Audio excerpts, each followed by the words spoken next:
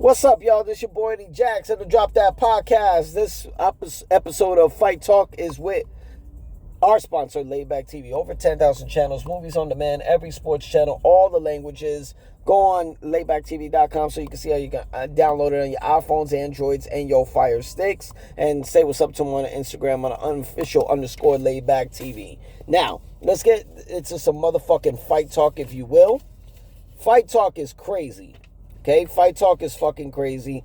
Let's get to what happened last week so we know what we get into this week. Okay? So, UFC 328 that went down in Prudential Center in Newark, New Jersey. It was Hamza Chimaev taking on Sean Strickland for the UFC middleweight championships. Okay? We had our picks going from the main card, okay? So we had King Bobby Green, known as King Green, taking on Jeremy Stephens, the returning Jeremy Stephens.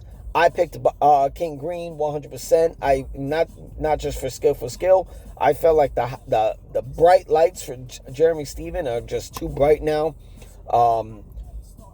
Second chance coming back. Oh, no, it might be his third chance in the UFC. He's lost his last two. He lost his BKFC fight against Mike Perry. I think it's just he's on a decline right now. So Green, he got that finish. Shout out to Green. Sean Brady versus Joaquin Buckley. I had Joaquin Buckley winning the fight until the fight started. Sean Brady put on an ass whooping in wrestling style more than what the fuck Kamaru Usman did. And apparently I heard Joaquin Buckley didn't even train nothing wrestling. So what the fuck did you go train with Kamaru Usman for? You know, the guy the last beat you. He let me down. Apparently he's now being titled a one-trick pony. Fuck all that. What we got? We got Volkov versus Waldo Cortez Acosta. I thought the fucking Dominican was going to come out like a fucking Dominican. And apparently he didn't. Volkov made it look fucking easy in a way. I don't know. I don't know what fucking game plan Acosta was happening, but apparently that fucking shine just died the fuck down. That would have been a perfect time to try to insert yourself a new name, a new fresh face in the heavyweight division. That didn't work. Moving on. We got Van versus Terrera. I can't even say his fucking name right, but shout out Joshua Van. Fucking stole the show with people thinking that he was going to lose the fight, or they didn't see much of him, and he made it fucking look easy, preserved his energy, preserved his fucking his fatigueness, and fucking got the goddamn finish. Shout out to Joshua Van, retained UFC flyweight championship, and apparently he's ready for Patoja. Get your shit together, Patoja. We got Hamza Chimaev versus Sean Strickland. I was hearing, obviously, Chimaev was a fucking high, heavy favorite. And I don't know. A lot of people were giving chance to Strickland. Like, he got the tools. Former training partners. There was some frictional beef that they proved in the cage that shit wasn't even real. Apparently, Sean was just trying to sell the fight.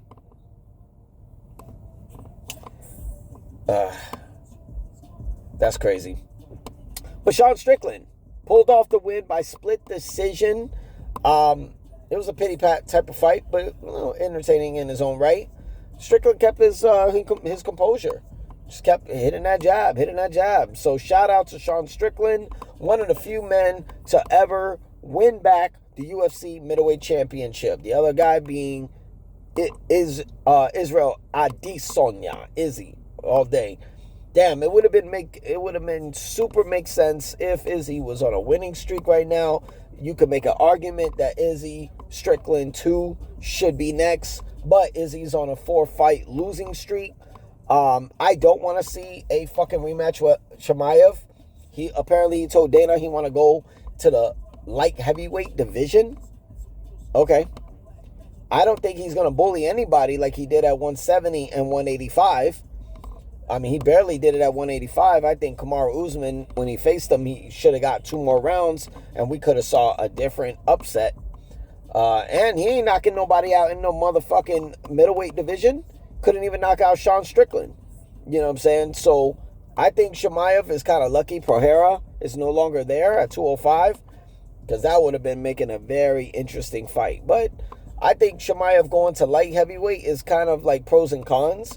Robert Whittaker is on his way to 205, and I don't think I want to see a 205 rematch with Chimaev and Whittaker unless Whittaker is going to come with a different game plan. I think Yuri versus Chimaev would be fucking entertaining.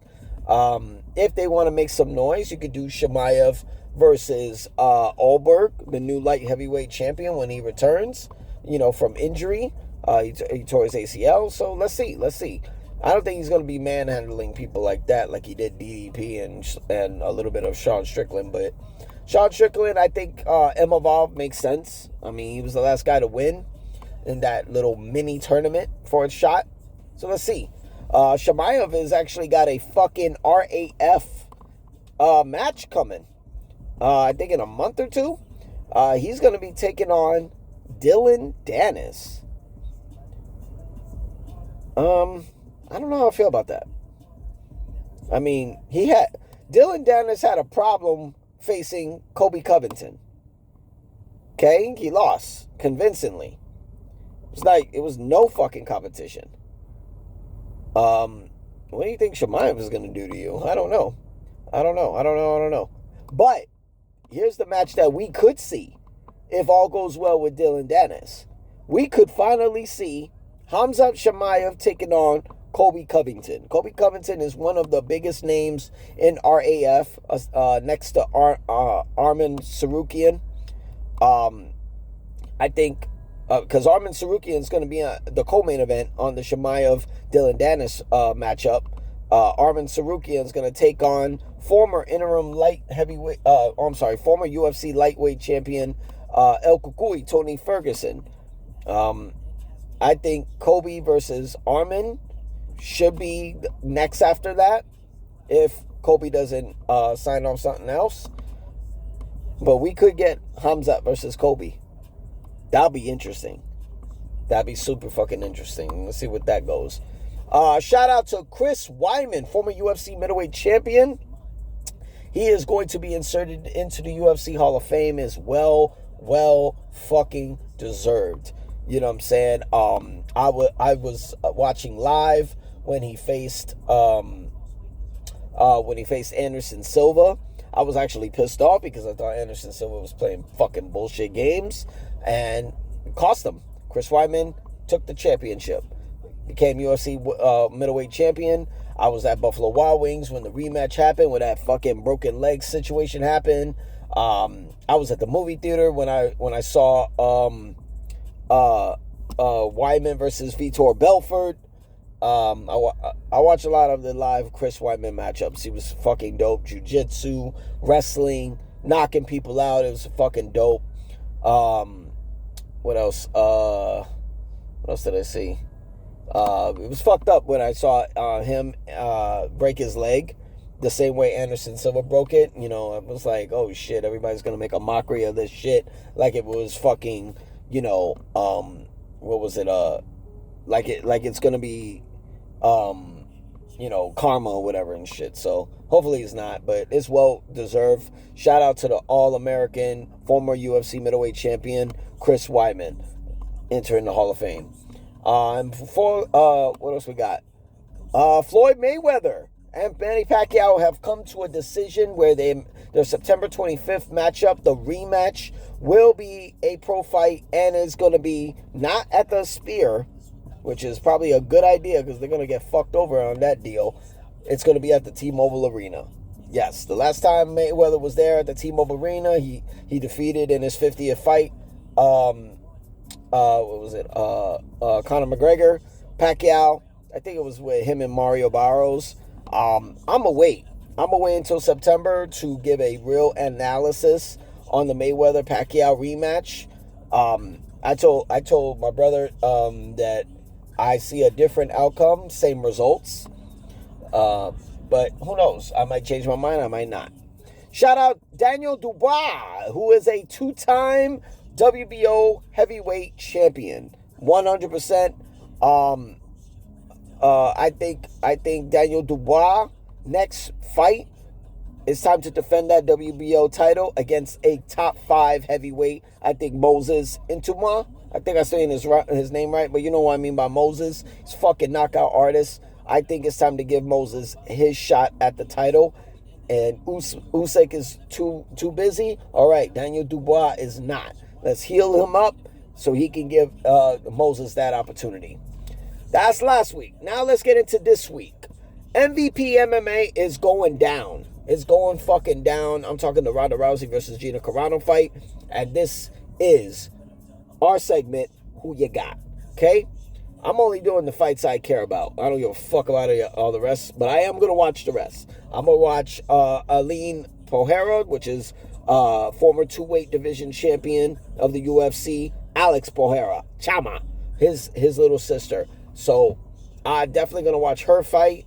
I'm going to watch the Jason Jackson fight. I think that's off the dome. I can't think of anything else. So former UFC heavyweight champion Junior Dos Santos is taking on, I can't even pronounce his name. He's the Cubano guy. Despona. I guess his name is Despona. If not, my bad. If I'm not pronouncing it right. But apparently, yeah, that's going to be the fight. I don't know. I'm back and forth with it because I just saw the Cubano's resume. He was 3 fights in the UFC, and he didn't do well. He won his first one. He lost his last 2. One of those fights was Acosta. And he hasn't fought in the UFC in 2 years. Junior Dos Santos is actually more active. I want the Cubano to win, but I'm going to go with Junior Dos Santos. Junior Dos Santos has been very busy, with Game Bread Fighting Championships. So I got Junior Dos Santos on this one. Next match is Francis Ngannou, okay? The Predator. Former UFC heavyweight champion and the lineal MMA heavyweight champion because he never lost the UFC belt. He won the Super Fight PFL championship. This is his first fight back, and he's going to take on Philippe Lins. Philippe Lins has not fought in 2 years. Francis has not won in a year since his fight against Renan Ferreira. I got two thoughts. I feel like the winner of Dos Santos and the Cubano is going to face Francis Ngannou if they can do another MVP MMA fight event. And it's either going to be A or B. A is going to be the winner of that Cubano versus Dos Santos fight to face Francis, because I got Francis winning that fight.